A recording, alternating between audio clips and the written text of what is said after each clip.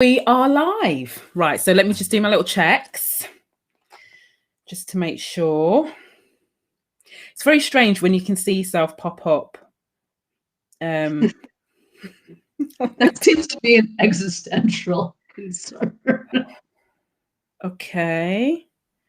Is live right now. Oh, I've got some little notification. This is new. Oh, look, there I am.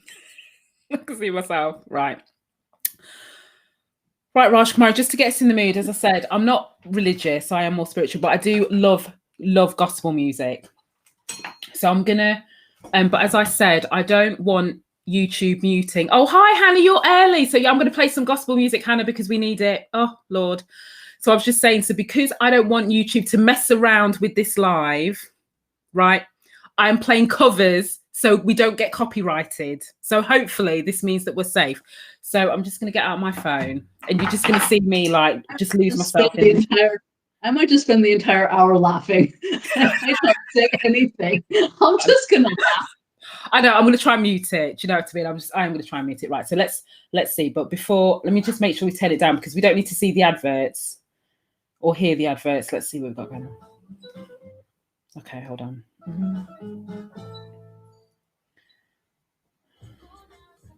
Okay, we've got to wait for the adverts. Okay. Okay. We'll just wait for it to kick in. This is like the intro. Yeah. Okay. Right, now I can turn it up. I feel like we all need this today. I'm going to mute myself because you're going to really hear me singing this song. I love it to pieces. Good old Leandria, but this is her cover. This is not her singing it because we don't want to be copyrighted. So let's hope that this works.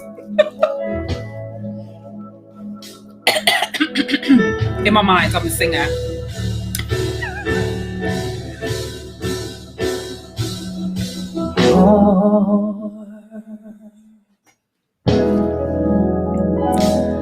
Deliver me, 'cause all I seem to do is hurt me.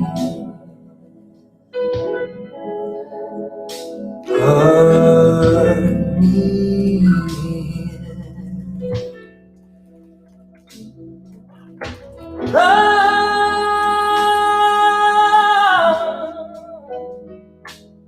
Deliver me, 'cause all I seem to do is hurt me, yeah. Hurt me, oh,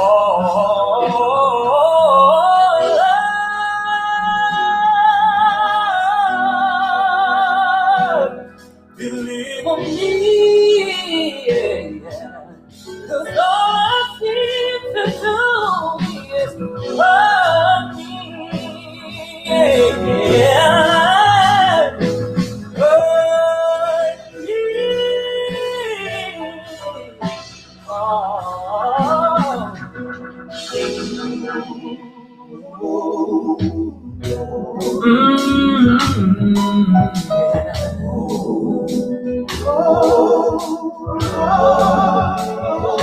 I just want you to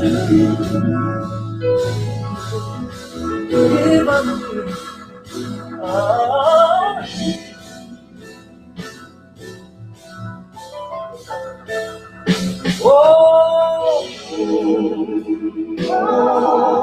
People are so kind. Thank you all.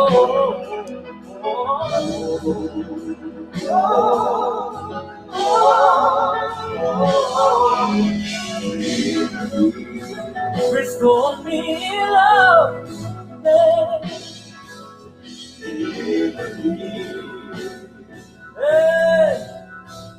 Hey, this is fire. Hey, fire. I'm saying goodbye. Fire. Restore me, fire. I'm saying hello. Thank you, Lord. To the friends of me. Thank you, Lord. Hey, hey.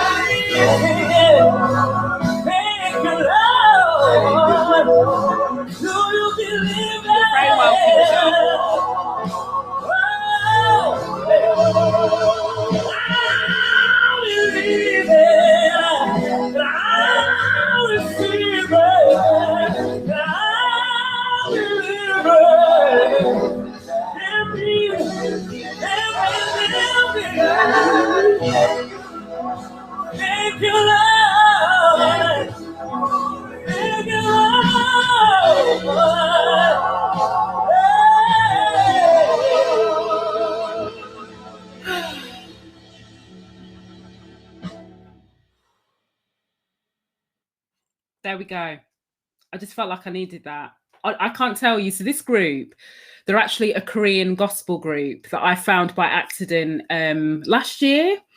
And there was a phase when I was at the height of, you know, like recording lots of videos and just dealing with all of my emotions coming out, that I literally used to put my headphones on. And there's something about this version, like I love Leandra's version because it is her song, but there is something about the way they sing it. And I just used to play it because I just used to think like this, and I'm not even religious, but I love the conviction of gospel music. That's why it always speaks to me. And I just thought, so this is always my go-to. It's one of my go-tos every single time when I just need myself. It's really weird, isn't it? But that's what I use to get myself in this headspace. So there we go. We had our moment. Rajkumari, how are you? I am so thrilled to be here. As we said earlier, you and I can just talk for 15 hours nonstop. Listen, I just want to warn people about our live this evening. So everyone always has an assumption that they always know how it's going to go, right? But there's one thing about every time me and you get together. This is why I love you, Rajkumari. Could we start going off? We're off. We gone into planet. We're off. You know, we're off. So I just want everyone to just settle in it all and just don't have any expectations. Just go with us. And I might just laugh the whole time, just so you know. I think I should not say a word. You won't. We'll do it. We'll make it work. So before we even get into our bit, I do just want to acknowledge, because there's plenty of us Brits who some people might tune in tonight, who, you know, we're just dealing with the aftermath of football results, racism, just pure embarrassing, shameful behavior by certain fans, as like some people like to correct me. And I'm not going to do a video on it because I don't need to. But the only thing that I will say, right, and I've shared plenty of posts today. So I shared a post last night, I shared a post this morning, maybe two, I can't even remember now, is somehow I hope that we break this cycle of racist incident happens.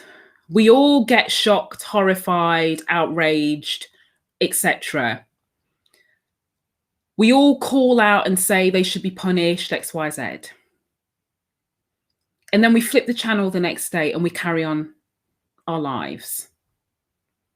And the reason why I'm saying that is because there are many, many people who don't have the option to turn the channel. They don't have the option to, you know, do their one social media post and talk about racism the only time they've ever talked about it, and then carry on and go about their business. As racialized individuals, for whatever reason, as marginalized individuals, as minoritized individuals, we don't get the option to have a day off, particularly when the reason why we're marginalized is visible, like the color of our skin. So with all of this, I guess I just want to, like with empathy and love, challenge the individuals who have expressed the disappointment in our country, who have expressed their disappointment in the fans and whatever, and basically say to them, like, are you showing your Black colleagues the same love and support, in inverted commas, that you are these footballers that you don't know? Not all racial incidents or incidents of racism is as overt as this. So we all get very excited about that. But there are still people who feel like they're silenced within organizations. There are still people who are not paid the same. There are still people who are within organizations that have yet to even provide them the opportunity to talk about how they're feeling. They're still within organizations that have done nothing to, even on the back of Black Lives Matter, even on the back of George Floyd, turn their statement or commitment into tangible action that makes a difference for the people most impacted. So I want people to channel their disappointment and their, you know, we must do something and we are better than this, to that. Because I'm not being funny, like the footballers, they'll be fine. Your Black colleagues won't be. So that's just my little, like, I don't need to say any more than that. That's what I've just got to say on this. I don't know if you have a view, Rajkumari.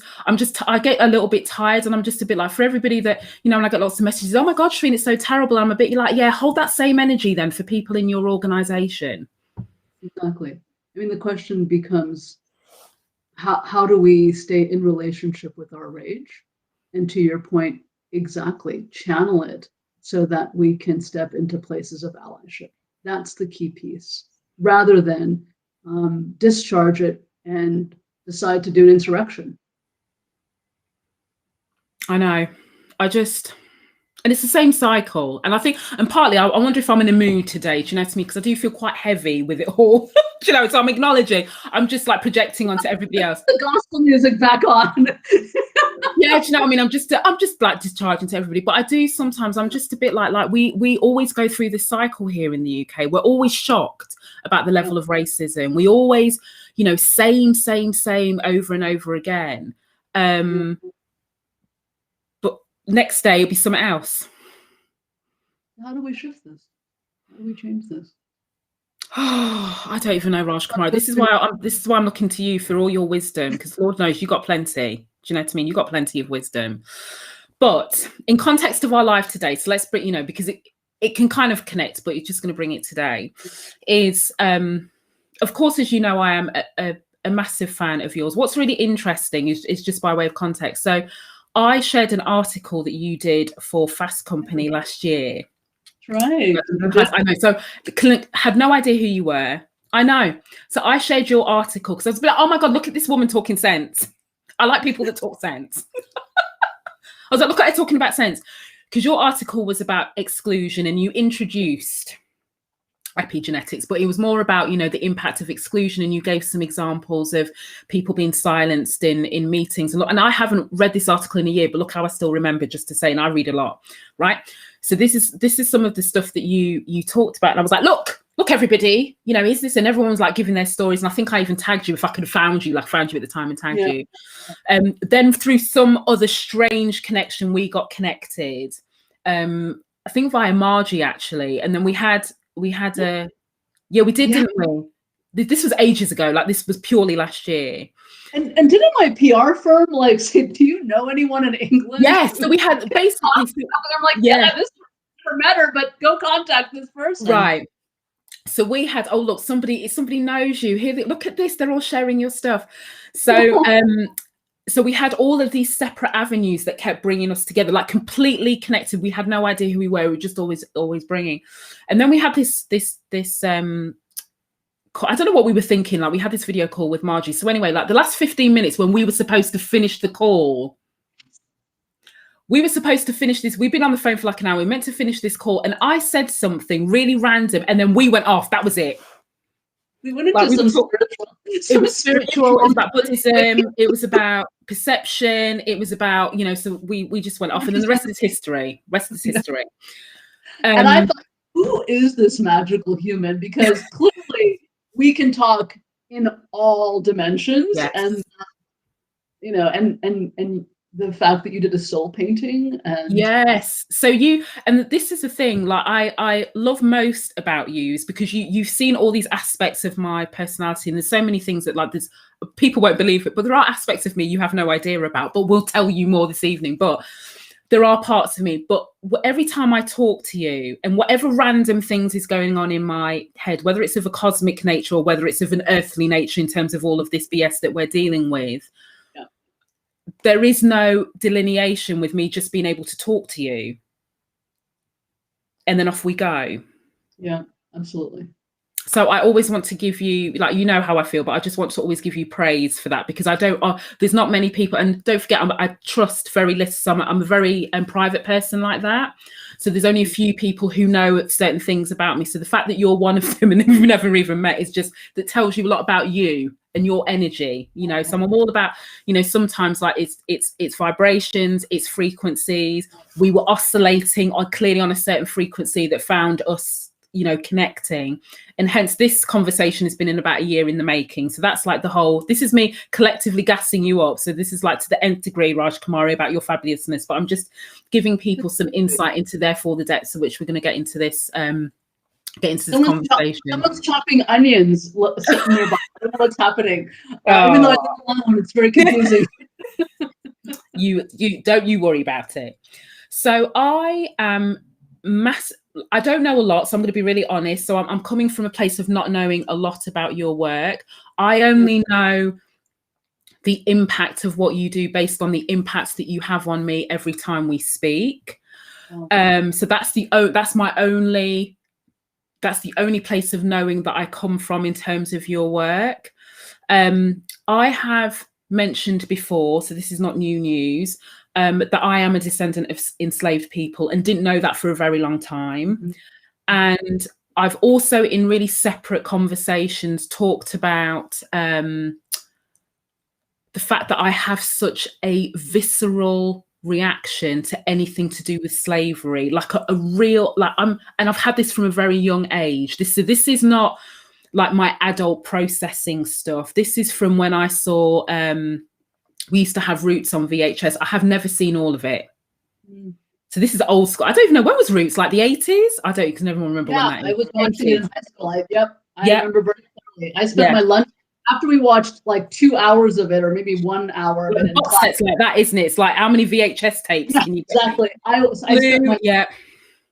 I spent weeks going into the AV room to watch the whole thing. Yeah. So you did, but I never could. So I've always had that as a young person. And then even when I was at school, when we were doing like in the UK, the only bit you learn about Black history is slavery, right? When I was growing up in the 90s. So even then, and when I was, as the only Black child, asked to read out the passage about slavery. So I'm the only Black child in the class, right? Yes, the history teacher used to get me to read the bit. And I will always remember, I can even see the picture of the ship. So, you know, it's the black and white picture that's always used about how the enslaved people were lined up in the ship. So I can still see that picture. And I would have been like 13, 14 probably. And remembering stuttering, because I just did not like it. And then so here I am, we're having this conversation, and you and I spoke, goodness me, right? So I had this soul painting done in March. So basically I had, just for context of everybody, I had one of my ancestors pay me a visit in a reading that I had, just about, I guess, helping me connect. So it's just all about connection and me losing some of that, it's not even baggage, but the weight of expectation and the weight of other people's opinions and the weight of people giving me their advice in inverted commas about what I should do or shouldn't do, not just in context of this, but even for a longest time. And the fact that I felt like I've always been, yes, I'm in the driving seat, but actually I've always been driving according to somebody else's map, never my own. So in this experience is one of the things that I had. And when my spiritual guides basically told me I'm hard of hearing, so they told me I'm hard of hearing. Yeah, that's me. That is so me. Told me I'm really independent, so I need to be better at asking for help. I'm like, yeah, that is me. And I've spoken to you this before, right? So I'm one of these people that I'm like super spiritual, but my mind is super rational. So this is the bit that keeps me in the earth, right? So I oscillate between really believing in this otherworldly stuff, but then wanting concrete proof, because my brain is really analytical like that. And so I've always had this thing over the last few years of like, you know, why can't they just show me something, right, that really proves that they're around? And basically, when I had this reading, they basically said, Shireen, we would love to, but you're not ready. Because if we I actually think they think I would have a heart attack. I know this is such a random conversation, by the way. So I know some people are like, what on earth are they talking about? But Rajkumari, you know, I talk to you about this stuff all the time. And that is also so true. So I was like this. No, they're absolutely right. Like, so I do want to be shown, but I don't. And I think they're worried that if they did make a real appearance, that would just derail me. And it's taken me nearly 40 years to get here. So I've got to keep on it. So I just want to say, do you see how hilarious Shireen is? I will just be laughing this whole time. I really have nothing. Honestly, been happening. Honestly, so I just, so this is, I can talk to you about this because I can't often have this because I do, Yeah. and this is the bit about weight of expectations, and this is, and partly maybe one of the things that you're so fabulous at is creating that safety for all the facets of, and it's, so sometimes it's like I'm talking to myself when I'm talking to you, because I know there is never a hint of judgment in that, and you just take it and we run with it and off we go. But I was thinking about my relationship with my ancestral past, and really intrigued by generational trauma and curious about, this is where I have to switch off sometimes my real analytical brain. I was like, no, it can't be true. But actually, I actually think even before my mum told me about, my past from, this is on her side, I actually think part of me already knew. Yeah, 100%. Okay, so I'm going to shut up now. So I'm just sorry. I've just got this whole soliloquy of getting here, but this is like stream been here 15 minutes. Look, 22 minutes. We barely got started, so this is going to be a long one. But yeah, I think part of me already knew. So now I'm going to shut up now. So I'm going to mute myself. Rajkumari, the floor is yours. Talk to me. Help me understand myself. Yourself. I don't even know where to start. I guess I'll start with Ernest Just, who is the father of epigenetics. He's a Black man. I have a lot of pride in saying that. I'm constantly quoting other neuroscientists and neurobiologists and epigeneticists, and so it's very exciting for me to showcase Ernest Just as the father of epigenetics. He has his PhD in embryology. And cell structure.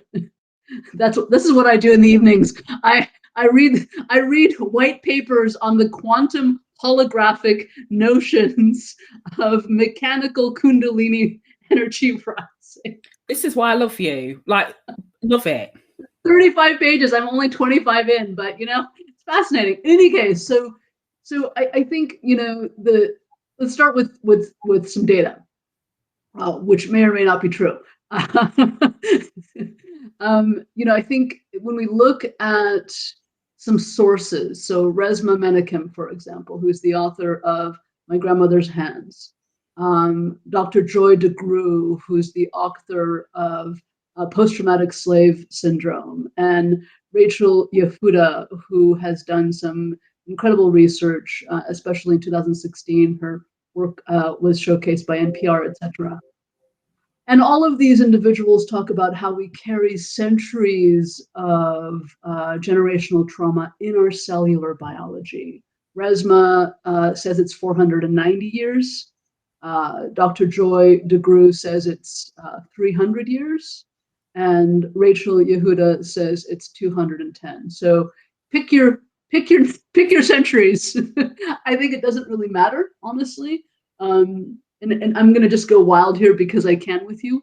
From the cosmic realm and the divine realms, there's the Akashic records, and those are there for millennia, right? And we access those Akashic records, and then we get our soul readings, and then we understand our karmic nature and our past life lessons. So I don't know how many decades or millennia we're carrying this trauma, but there's even some research that says that worms carry memories for 14 generations. Now, I don't even know how you even begin to even look at the research. Get your mind around that. Yeah. I mean, a worm carrying a memory for, like, how do you even, I don't know, but that research is out there.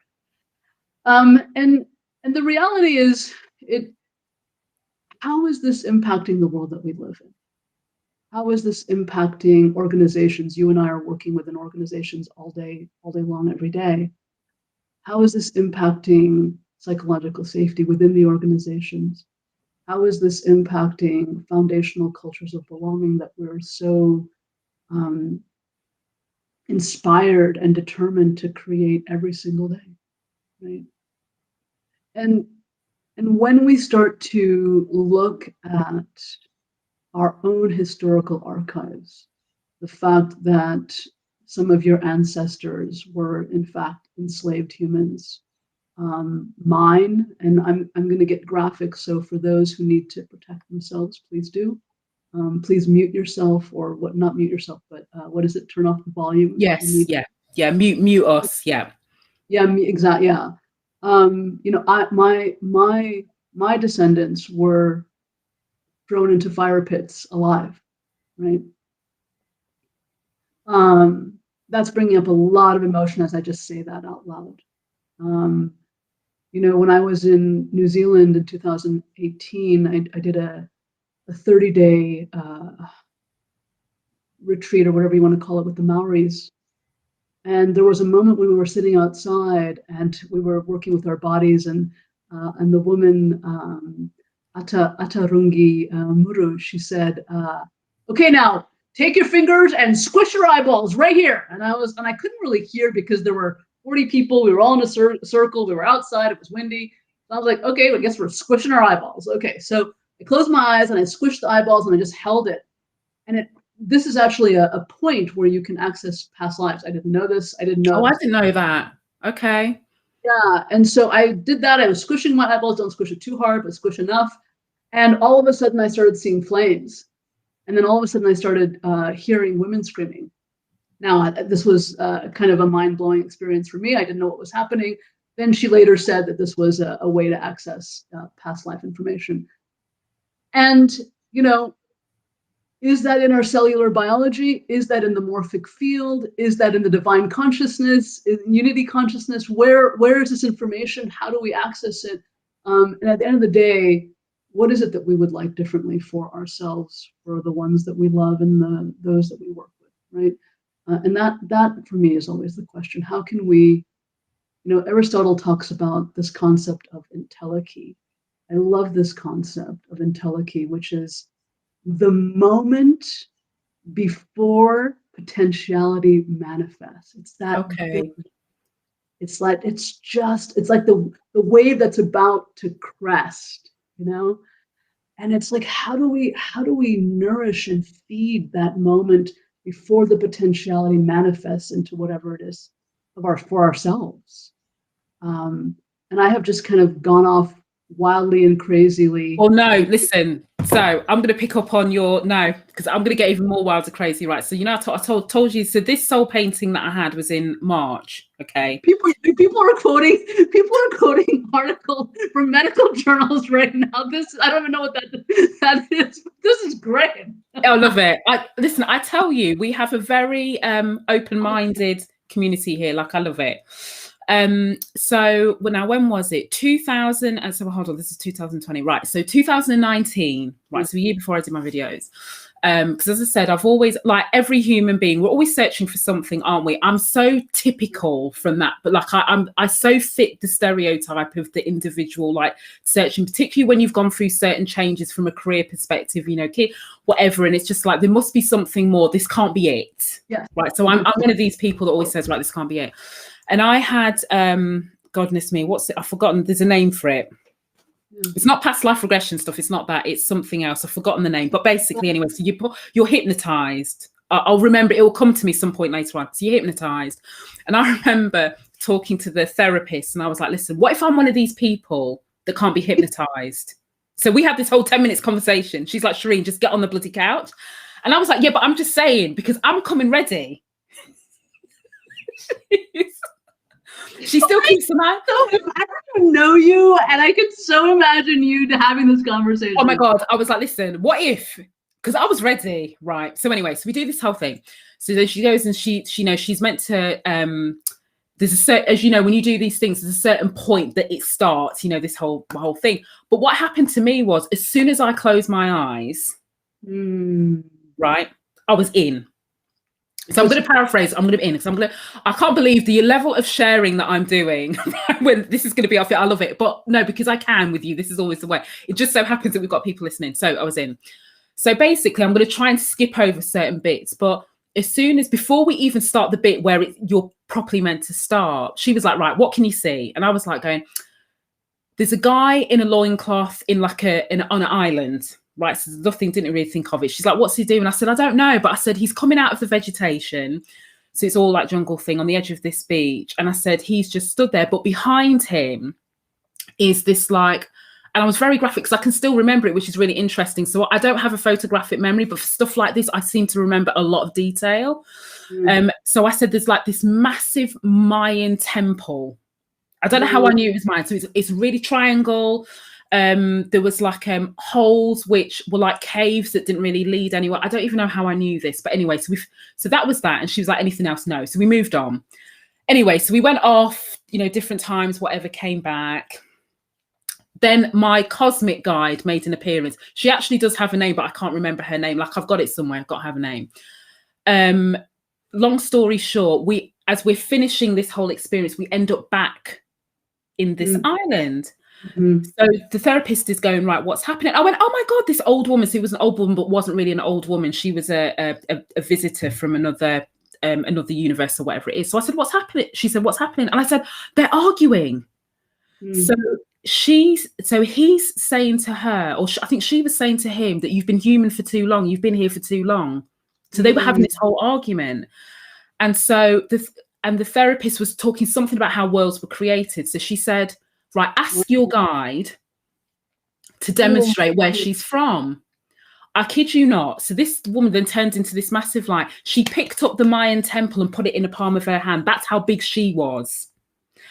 She got this Mayan temple. She spun it really, really quickly, really fast. So it just turned into strobe light, and she threw it. And she said, this is how worlds are created. This is how we created the world. But then the old guy on the island said, don't you dare do that, because this is not the time. We're not meant to be creating anything now. I kid you not. And I swear I'm not lying. This was this whole exchange. So then anyway, so I'm telling her all of this under hypnosis. I know, only me. Rajkumari, honest to God, this could only happen to me. So I'm telling her all of this.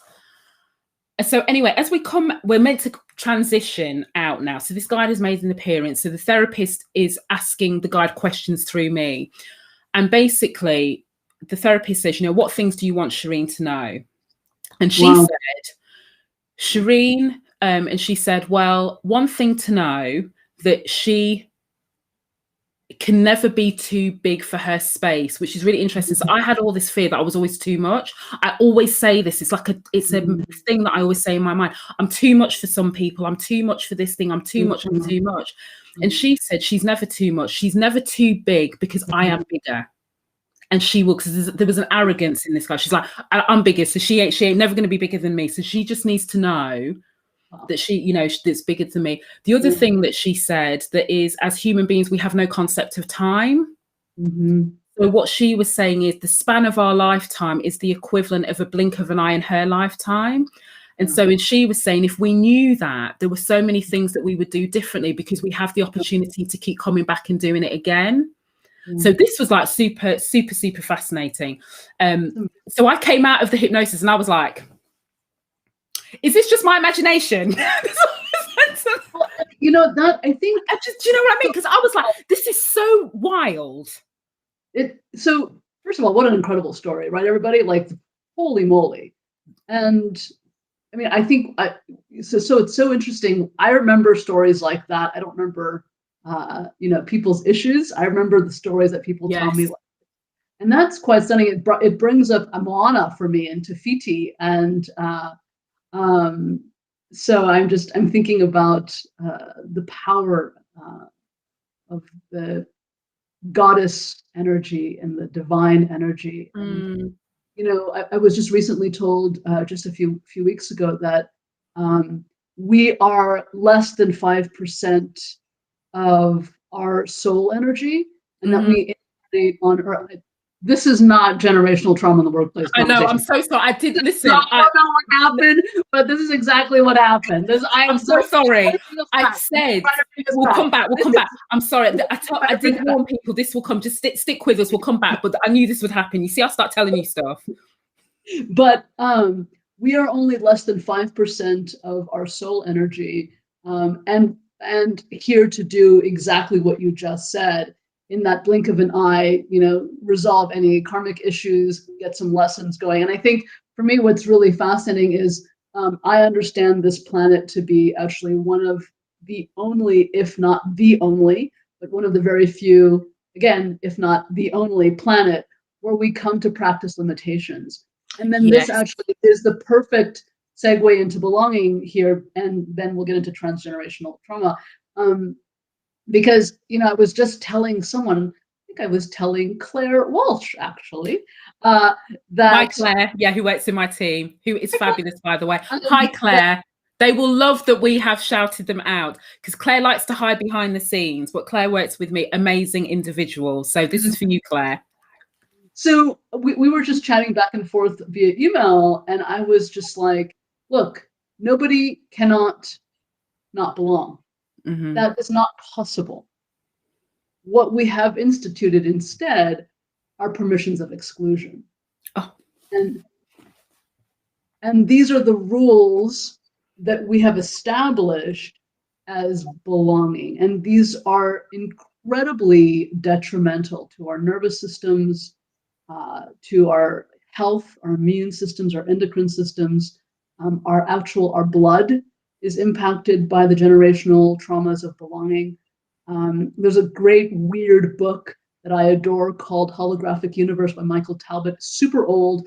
My copy is so ragged, but he cites a study where someone who had, and these are several studies, people who have multiple personality disorder, in this study, blood was drawn when they were loading up different personalities. For example, with one personality, the blood that was drawn had cancer, and then they loaded up a different personality, and that blood that was drawn was cancer-free. And that's really interesting. They could switch between.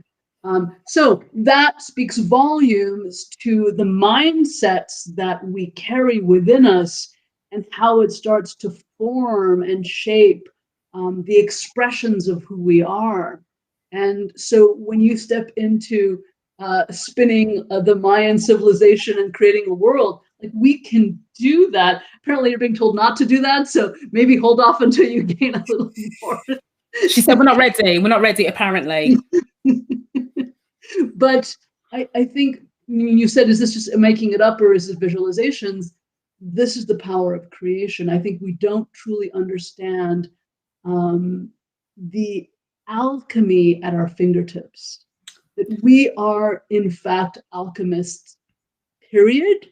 And religion, and I'm saying this very cautiously because I know we're live, religion has played an incredible role of establishing structures of exclusion. Yes. So that only particular individuals could hold the knowledge. But the reality is, every single person here has access to every single thing. We are fractal representations of the holograph, right? If I cite quantum mechanics for just a moment, right, everything is contained in a piece. So if I were to shatter this cup and pick up a shard, that shard would contain the whole of the cup, along with the universe, actually. But we're not going to get down that rabbit hole. So the reality is, how do we start to really truly understand our own power as humans directly connected to source, that allow us to take these moments of opportunity and create new worlds and new experiences for ourselves? And how do we take that in the 3D world to dismantle white supremacy, to dismantle structures of oppression, to dismantle these frameworks that are actually in place to ensure that everyone is excluded to varying degrees? Yes. In order to be commoditized and monetized. And I just want to add on this because it is connected. One of the things, based on my 2019 experience, that she, my cosmic guide, because she's cosmic, not spiritual. And it's even funny that I even know there's a distinction. Like I felt there's a distinction, like I just know the difference. And one of the things that she said when I was hypnotized is, I think the therapist had asked her, like, what holds us back to be able to accessing all of this? Everyone always asks this question, isn't it? What holds us back from accessing all of this, whatever all of this is? And she said, quote unquote, you humans are always, lusting after technology and science.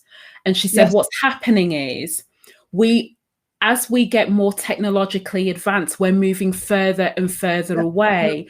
And she said, things only change when we recognize everything that we need is in here. And she also said, I'm trying to remember the details, but basically she's trying to say that we only utilize like 5% of our brains and whatever. But she said, we don't know how to switch it on because we're focused on things that make sense, not in here. And I was like, well, that's not really helpful. I was like, what's that going to help me do? Yeah, no, and that is so important. So William Henry, Ancient Aliens, I just started listening. One of my friends told me to listen to his thing. I did it over the weekend. Really interesting stuff. I can't vouch for him at all because I've just listened to a 30-minute video, but still really, really powerful, really helpful information. But here's the thing. Because we are in a sandbox of limitation, as star souls, as light beings, we come to experience edges. Whoa, I just almost spilled my water out.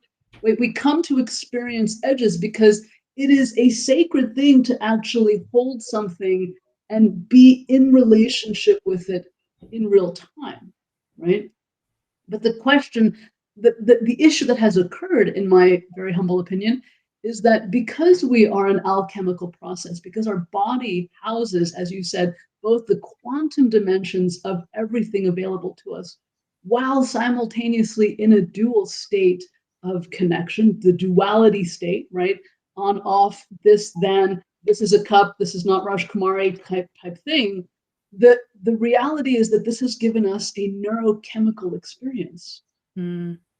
When I drink a cup of coffee, I feel something. This is literally an alchemical reaction in my body. And so when we have these emotions, and when we are constantly bombarded through racism, sexism, elitism, ableism, transphobia, homophobia, xenophobia, this is creating, as Sarah Payton likes to call it, cortisol dumps in the body. And these cortisol dumps that are creating these vast lands of shame in our bodies actually become almost indescribably painful. And so we are now walking around bombarded by rules of exclusion. Our bodies are dumping cortisol because we feel shame that we don't belong, that we're not loved, that we're not welcomed. Where is the space to connect to our potentiality while we're contending with all of the shame that our body is secreting? Does this make sense? Does this make sense? No, it does. So this is how much it makes sense, because like my brain is going, blah, blah, blah, blah, blah. Right. So I'm going to say, yes, it does make sense. And the reason why, so remember one of the things, how we started our otherworldly conversation is I said to you, just out of nowhere, this was so not connected to what we were talking about, but out of nowhere, I said, like, I'm not a practicing Buddhist or anything like that, but there is something about the Buddhist philosophy. Do you remember? And I said, there's something about the Buddhist philosophy. And then actually, when I've now gone back, it's not the Buddhist philosophy, it's some African spirituality, because now I'm getting into a lot of that. So I understand where it's come from. But I said to you that when you start to understand everything that we experience as human beings is purely about our perception. 100%. Because everything is just matter, right? The universe does not distinguish between this cup, what's in it, 100%. This calculator. Yeah, it's tea. I know this is not true English tea, because I didn't leave the tea bag in for long enough. But but it doesn't distinguish. It doesn't distinguish. And so I said to you, so in Buddhism, the idea is when you transcend the physical, is when you're able to do things that physically should not make sense. So you should not be able to put your hand through a rock. So by definition of when the Buddhist monks are able to do things like that, and you hear some anecdotal or mythological examples, the whole point is because their minds have transcended the physical realm and they're able to do these things. So I said to you, so I always oscillate between how can I say this? this idea of this whole world that we're living, is this just about our perception? And I don't mean this in a human sense. I mean this in a really metaphysical sense. Is this just about our perception? So it's back to your point, the limitations that we feel, because everyone feels limited in different ways. Everyone feels trapped by expectation and trapped by a way we should do things. We feel trapped by this expectation of what's normal, who is normal, who rightfully deserves X, who rightfully deserves Y. Even, and I know this is going to sound really weird, but even the concept of time, Monday, Tuesday, Wednesday, Thursday, Friday, Saturday, Sunday, weekends off, is driven by economics. It's not driven, there is no time, because it's just one infinite quantum extension, just one into the other. There's no break. But we as humans, we broke it up, to your point, to be able to commoditize it, to be able to get, so like, this is how my brain operates, right, when I'm not. So I'm just thinking to myself, so we are fundamentally talking about a breakdown, to your point, of all of these structures and systems that were geared up to squeeze the most out of individuals, but potentially take us further away from what our divine potential is meant to be. Does that even make any sense? Do you know what I'm saying? That's spot on. And the challenge here, I invite every single person on the planet, the challenge is to be in 3D and 5D consciousness simultaneously. Be you and in relationship to unity consciousness. If you don't know what unity consciousness is, I highly recommend that you look it up. There's a ton of stuff out there around that. How do you stay in relationship with yourself as a 3D experience? And I'm talking to Shireen live on this platform, and I'm in my house with a table and a desk, etc. And how can I still also, to your point, transcend and hold the relationality of everything in the moment that is, in fact, particle, right? So it literally is this oscillation of being in relationship with waveform, being in relationship with particle form. It is moving from the quantum world of unity consciousness to giving Shireen a hug when I finally come to London and have dinner with you. Yes. Right? Like, it is this dynamic. And so transgenerational trauma, to go back to why we're here. I'm so sorry, everybody. I know I keep doing this because this is what Rajkumari does to me every time we do this. Okay, so this, we can talk about blame another time. We'll have another session on blame. It's a blame with love, completely with love. So so when we look at the cellular structure, and we find that we're carrying, for example, the heart cell, our grandmother's heart cells in our hearts, that we've wired our relationship with our mother in the right prefrontal cortex, and that determines our attachment style at a very young age. And we have to unlearn that or relearn that or change that or whatever as an adult, right? The concept, the two concepts in quantum mechanics around entanglement and non-locality tie perfectly to generational trauma. In the famine in Ireland, the genocide in Cambodia, the enslavement in Ghana, the warfare that has happened over the course of so many empires, the colonization that has occurred throughout millennia all over this globe, right? This is embedded in our cellular biology. We have access to that. That's the quantum information. Now, taking the Newtonian information, that neurochemical algorithm, when I feel happy, I secrete these emotions, these neurochemicals. When I feel sad, right? Now, how do we connect the two together to shift the epigenetic inheritance that I'm carrying, the strife, the incredible hardship, the incredible violence that I'm carrying from my own lineage, that we're all carrying from in all our lineages? And how do I then transmutate that into this knowing, not a thinking and not a believing, but a knowing. That I belong here and everywhere? And how do I hold that? And then, to your point from the very first thing that you said about the football situation, how do I then catalyze that inspiration to allow me as a human to work toward allyship and dismantling structures of oppression? And that's exactly it. Because I, when I like, sometimes, not facetiously is not the right word, but I do that partly, and I recognize where I do this, where I can be quite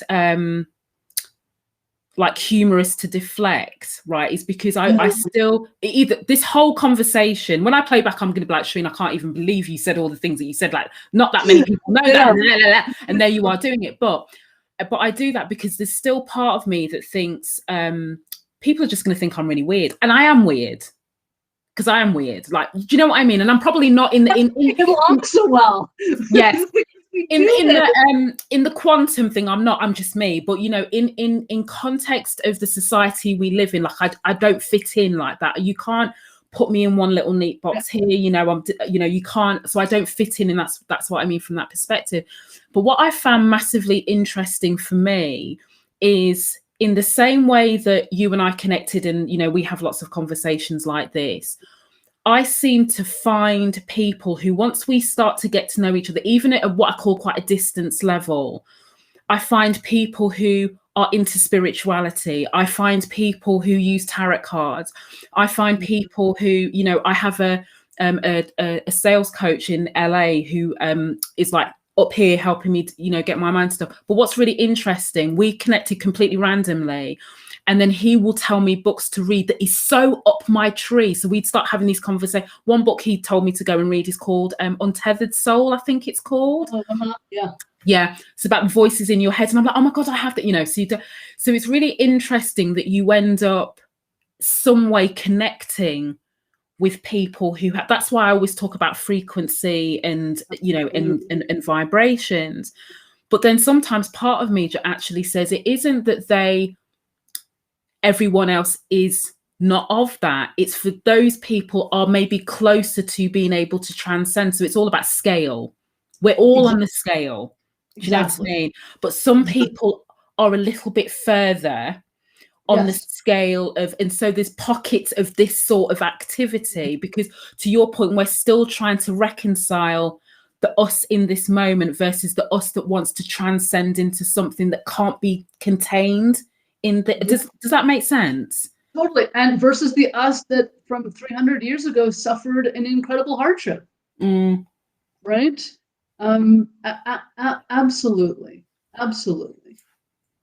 Absolutely. And it really becomes this opportunity to look at, someone had commented something about trauma on LinkedIn and having a thick skin. And I said, to your point about the spectrum, Shireen, piece, there's no such thing as a thick skin when dealing with trauma. We are always vacillating between dissociation, repression, suppression, and integration of said trauma and said experience, right? We're always, and because of these systems of oppression that are beautifully in place, I mean, whoever designed these systems, I mean, honestly, I'd love to have a conversation with them, because really thought this through. Like, talk about controlling. No, but do you know what I sometimes think? So this reminds me, there's a really great guy that I did who wrote a book called America's Unholy Ghost, which I did a live with him into podcast, Joel, and he looks at religion and the starting off of white supremacy. I sometimes think, when I'm, and it's not even a fanciful moment, but I have this thing where I think to myself, that was a split in time, right, where the views of white upper class men, right? So I always say, so I never say this from a point of judgment in terms of that. What I say is they had a view of the world that became the view of the world, right?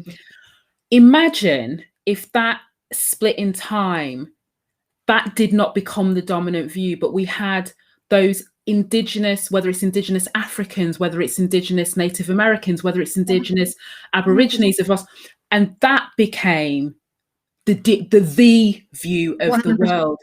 How different would, and sometimes I just imagine, like, I don't know what the answer is, and maybe that's been me being really fanciful, but because there is this connection to earth, there's this connection, this interconnectedness with one another, there's this that goes beyond like material possession, beyond scarcity, beyond accumulation of wealth, that actually means nothing because it is just metal or it's just paper. Money is just paper that we have created a whole system around. And so I sometimes sit here and have thought, at that crack in time, Yep. what would have happened if it was the other way? And actually, it's the indigenous knowledge. That's the bit that became our view of the world. Like, how different would we then transcend? Is that what it would have taken? And can we ever get back to another version of that crack in time? This is all the stuff that goes through my mind sometimes when I actually think we're headed there. Do you think?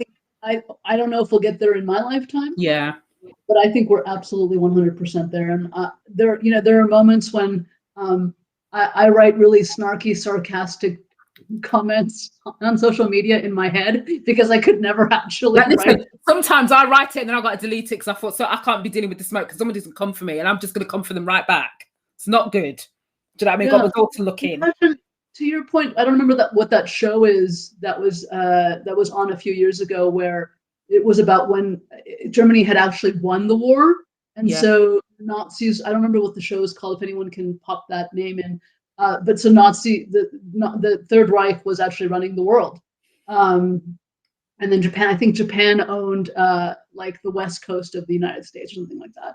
Anyway, I think we're headed there. I think your vision is spot on. And I think we're absolutely moving toward, one of the things that I have noticed in terms of communities of culture and bodies of culture is that there is truly an understanding of being together. Yes. Whether we take this concept of Ubuntu or not is irrelevant, but it's truly understanding that how we get wherever we're going, we get there together. And I think that white supremacist theology is all about separation and isolation in order for that commoditization to occur. And so I think we're moving, because it's caused so much pain on a mental, emotional, spiritual, physical level. I think that we are naturally indexing back over to this togetherness, to this unification of understanding how we do this together. I mean, we're seeing it so simply and so blatantly with the vaccines, right? As people and communities are coming together to get vaccinated, there's a flattening of the curve around coronavirus versus where there isn't, there's still an ongoing threat, right? So understanding the power of coming together as a population and as specifically as a global village, I think is where we're headed. Given we have 8.5 billion people, it might take a little bit of time. Yeah. So can I ask you a question, Rajkumari? So here's my question. Everything got really quiet. Did I say something that like everything got really quiet? No, because this is this is why I say, because sometimes I do forget that we're doing this live, because to me I'm just talking to you like on a level. Do you know what I mean? Because you just allow me to just go with my thoughts. So on one hand, I do I'm not going to say in a weird way, I completely resonate with what you said, because I do feel like we're converging towards something. And the reason why I feel like we're converging towards something, because some of the patterns of what I call taking off the shackles of colonial trauma.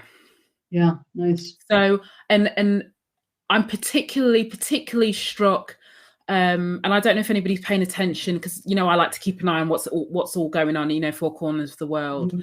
There is starting Australia, and a place called Victoria in Australia, that they've got a whole truth-telling council about recalibrating the history to tell the stories of the Indigenous First Nation people that literally, as we know everything that happened over there.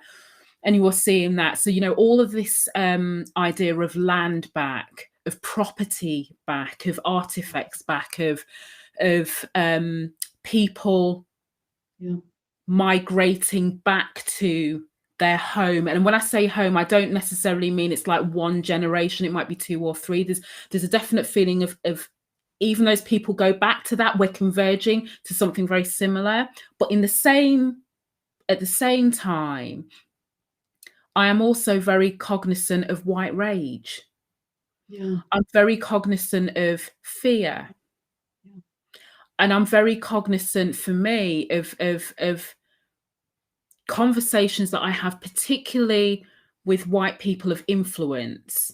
Yeah. You know, whatever that influence might look like, whether it's typically with an organization, whatever else it is. Yeah.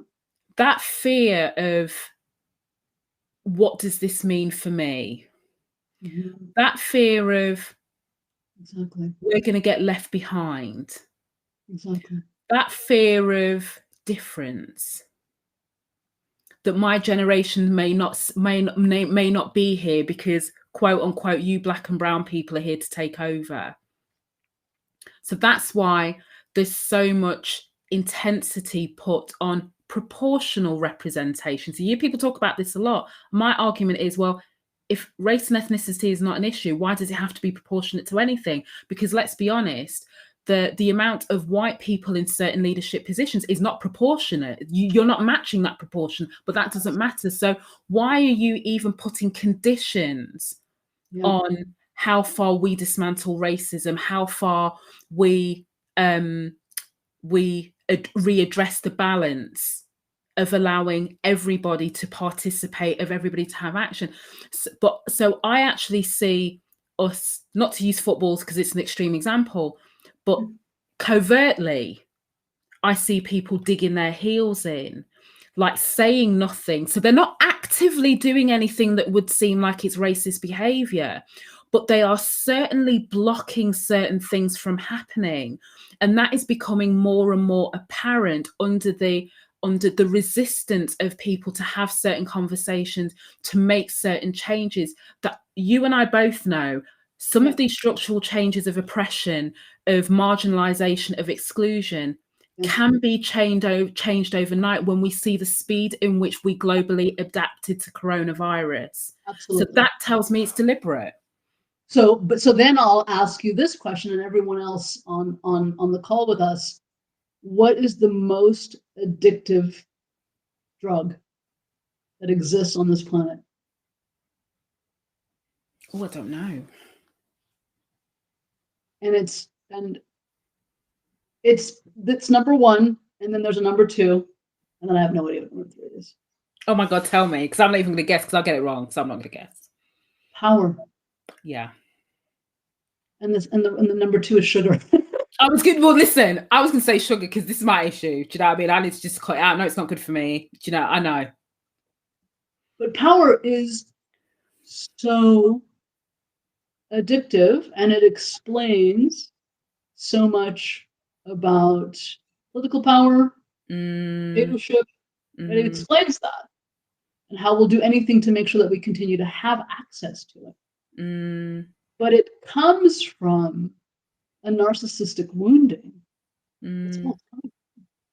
Because when we have a deep sense of knowing of whatever philosophy we want to kind of attribute that to, whether it's Hinduism, Buddhism, Confucianism, right? Any type of those kind of philosophies. I am already all powerful, all being, all knowing. That exists within me. I don't need to have a power over when I have power within. So when we start to heal toward that narcissistic wounding, which is always rooted in generational inheritance, generational trauma, epigenetic inheritance, when we start to do that work, there's a huge shift internally that then gets updated externally. So it is. It's that age-old challenge, isn't it? It's like almost like how can you? How can we continually accelerate that? Because we've seen the natural progression of things is too slow. By definition, that all of us here, 300-400, however many years later, we're still having a conversation about the human rights of Black people, the human rights of people of color all over, that we were dehumanized, and we are still living with the impact of that, even for people who want to claim that it's not as bad as it was. And that, you know, I've always said this, and I still maintain, like, what's the difference other than the houses that we live in and the clothes that we wear? If we are still, you know, my ancestors probably every single day thought to themselves, like, is there ever going to be a time when we are not living this hell? Yes. Of And doing that this. that time will happen when we prioritize the dignity of humanity. Yeah. That's only when that's going to happen. If we continue to see humans as commodity, Yeah. then, Oh, I don't know.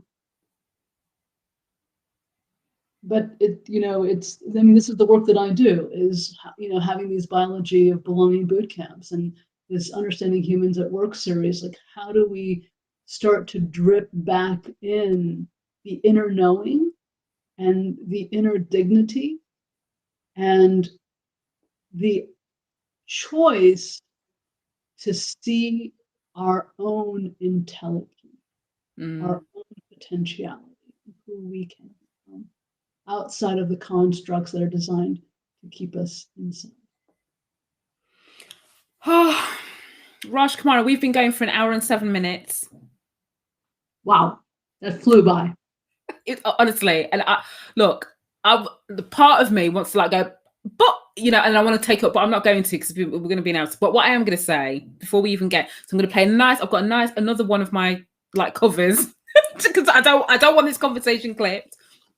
But we have no idea what this is, but Rajkumari and I are working on something together for we got no idea, because every time that we say this, we don't know. That's so true. Let me look at today. Listen, some people are going to be like, whatever it is they're drinking or smoking, it's not my cup of tea, that's fine. But there will be some people who feel like they're safe with us, because, and this is the whole point, isn't it? So this is the this is part and parcel of shedding, like, those labels and those expectations of who you are meant to be taken seriously, in inverted commas, according to who. You know, there's part of that. And I think if we're wanting to make positive change irresistible, then the only way to do that is to show the world all of you in your authentic self, knowing that there are some people that they won't vibe, they'll be turned off. Yeah. But there are some people who you will bring closer, because you have shown them something different that's connected with them in a way that maybe other more traditional methods may not have. 100%. You know? So I just think sometimes we are, like, muting ourselves before somebody's taken the remote control. We're doing it ourselves anyway. And that becomes, you know, to go back to, I don't know how much time we have, but that becomes what I talk about, the dark side of belonging, right? In order to belong, I need to mute myself. Because that's what I felt like I've done my whole career, is done versions of that. Because I never felt accepted. So every time I morphed, every time I tried to squeeze in this way and be a little less or a little more and a little less, a little more. Yeah. You know, my crisis point is, you know, as Joel Gozer always says, you know, thank goodness you reached your crisis point. Like, he reached his, and that's how it set him off on his path of, you know, but because I literally could not hold the pretense anymore. I couldn't do it. But unfortunately for me, it took, you know, seeing the video of Amy Cooper and the murder of George Floyd, and just thinking to myself, like, all of that, you know, stitching myself together to try and please others and try to not bring all of, you know, my culture, all of me. It's not even just about my culture, it's just all of me. Where has it got me, but where has it got us as a people? 100%. If this is still how we're treated. So we have paid the ultimate price. Because we tried. Yeah. And the invitation for those who are compelled to reactively write negative comments on social media posts. This is an attempt to be seen, to be heard, to be valued through the relationship management of exclusion. It's what they've learned. And I invite y'all, those who write those comments, to seek out and to say very, very hurtful things, to turn toward and to really explore that generational trauma. I know that probably they're not listening, but no, we listen. After me talking for like 15 minutes, they definitely switched off. They were like, I ain't sitting for this.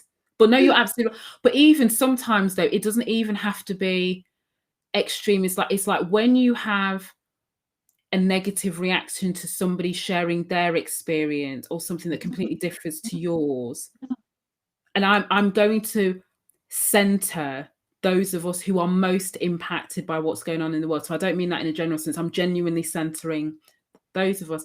If your reaction to any of this is it's your job to explain this to me because I hold the power. So only when I understand, because you've convinced me. Yeah, absolutely. That's not okay.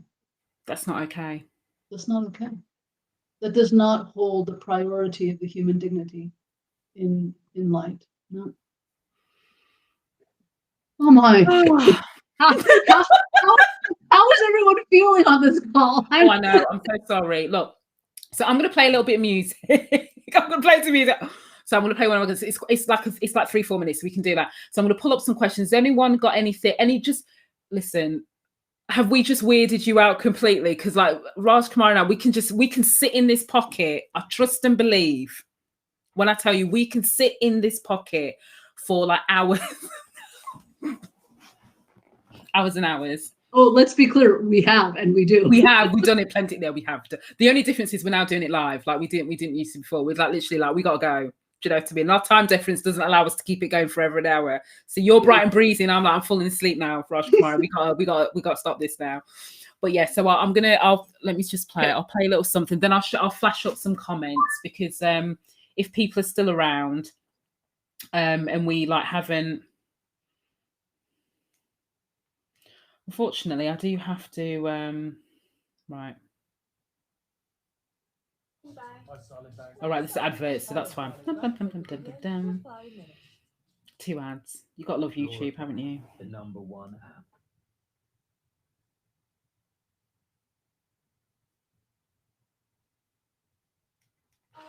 Okay, hold on. I'll fast it phone. Why do you cry? This is a Kirk Franklin, so he is playing, but he's not him. I know. This is a Swedish guy singing. Right, I'm gonna play some. Why are you weeping? 'Cause he's not dead, no. You paid it all. Yes, Sorry, Razan, I can't sing all this. highway, yeah. And he's anointed. Say I can feel it again. 'Cause Jesus shed his blood, yes he did. For my transgressions, and by his stripes, I've read this we are healed people. I said we just are. Don't cry. Why? You're right. he's not dead.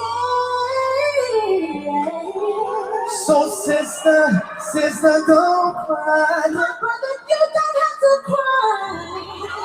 'Cause Jesus Christ is risen. Yes, he is risen. So please, sister. Please, my brother. Sister, don't cry. You don't need to cry.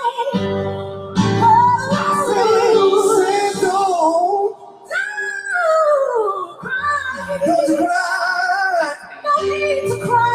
Wipe your eyes, my bride. I said that Jesus Christ. Oh, Jesus Christ.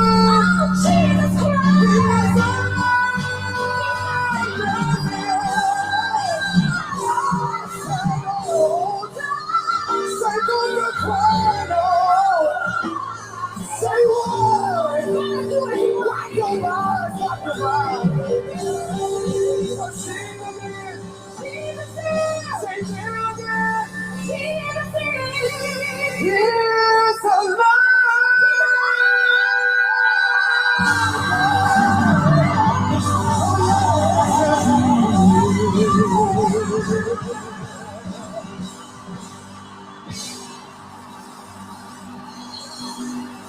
Yes, sir.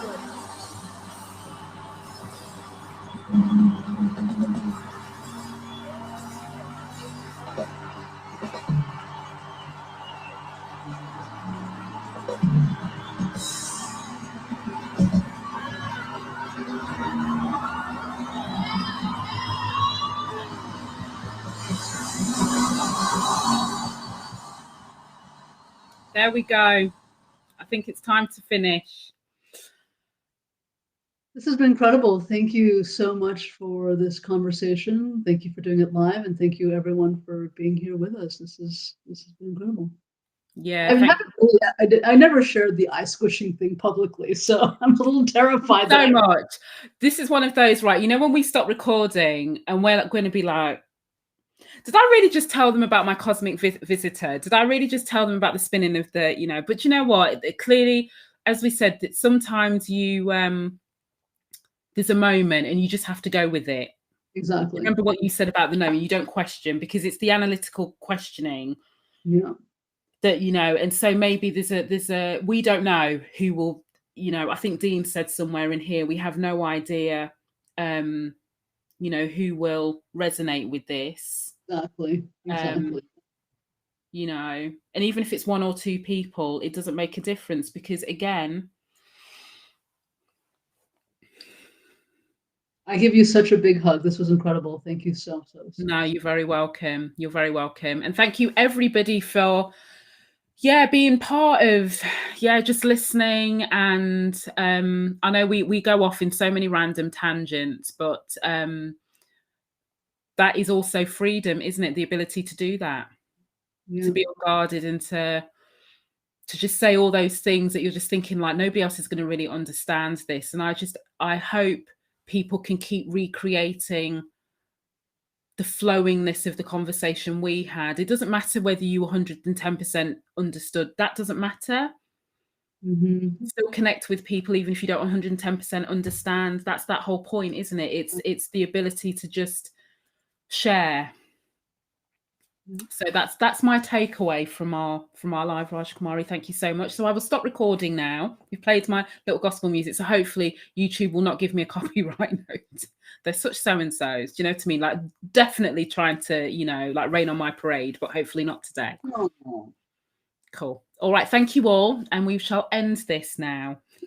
Take care, everybody.